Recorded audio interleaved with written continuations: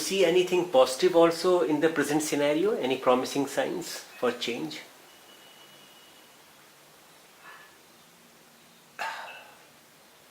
The answer to that has to be that there is always hope.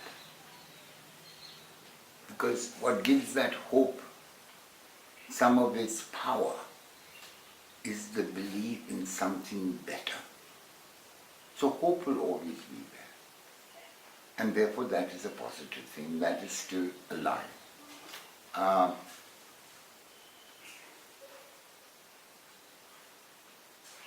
politics doesn't give you much to hope about.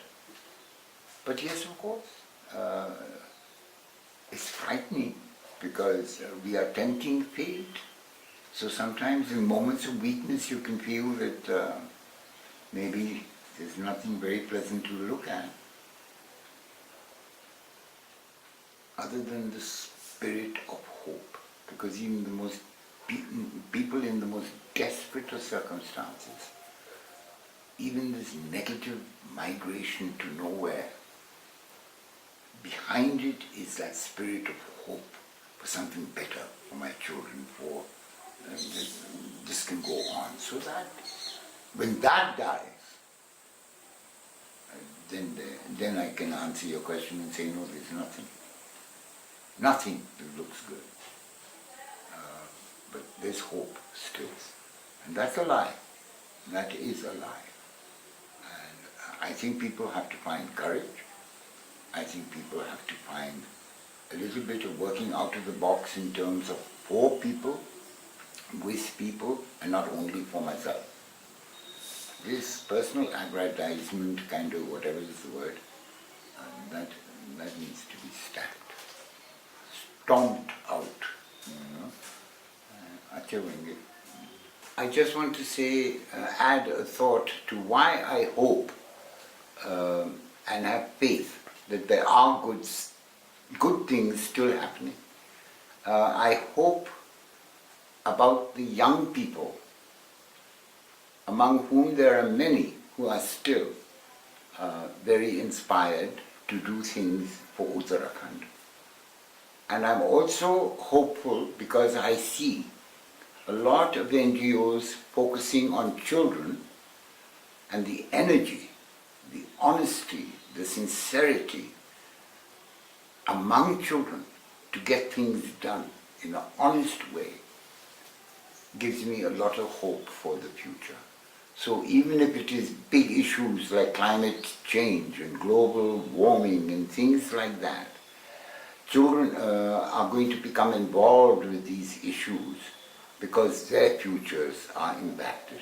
So that's why I hope that in all of the insincerity, in all of the dishonesty, in all of the non-caring that goes on in adult society will be balanced by the young ones. And that's why I hope for the future.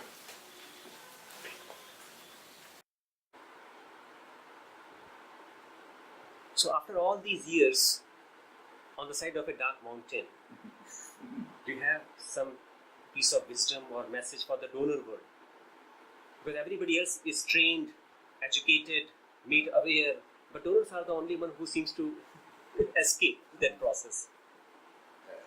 I always maintained in running SBMA or doing this work that one of the most important things that I saw a lot of people not paying attention to was what I call the management of the donor world.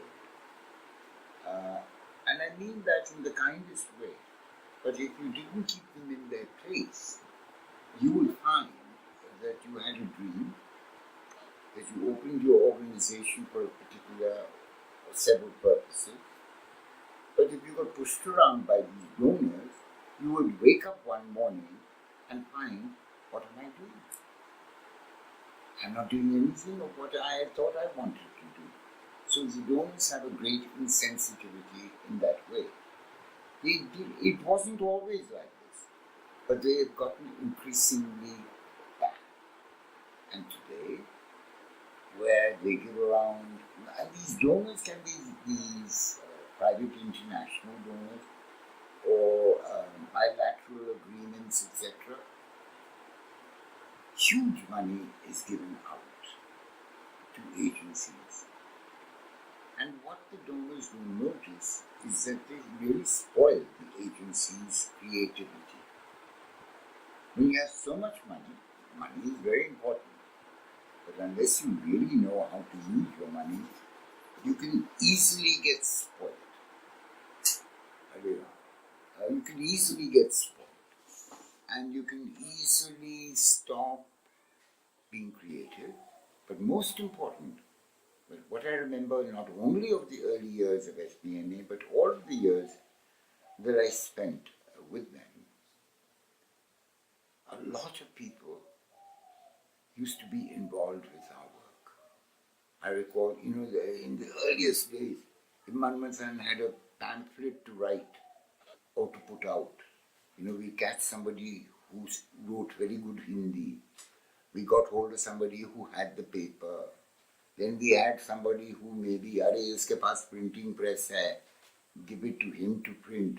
Then we look for somebody, who has the 10 paisa stamp to put on this thing. So by the time that message went out, so many people were involved with that little pamphlet. A lot of message was already out.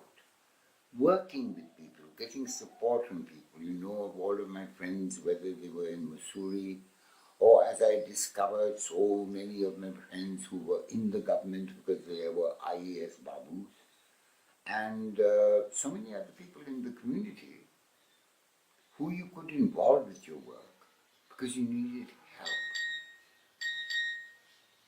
If you have a lot of money, as I see so much with a lot of younger NGO leaders, they don't bother to talk to anybody because they've got the bucks.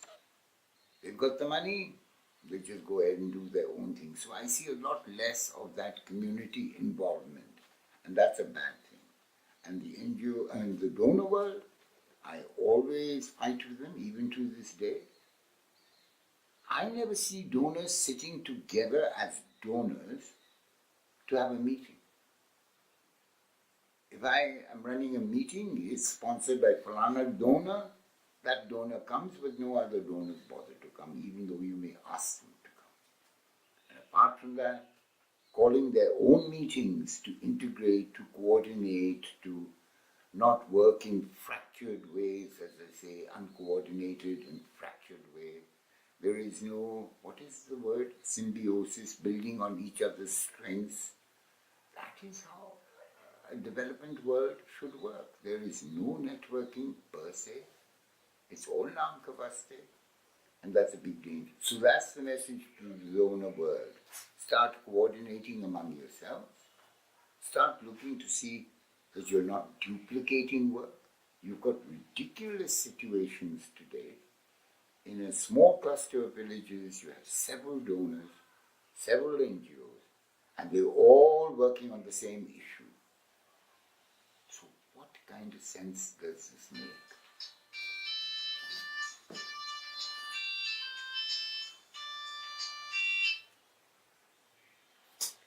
Mossy. Oh no, that is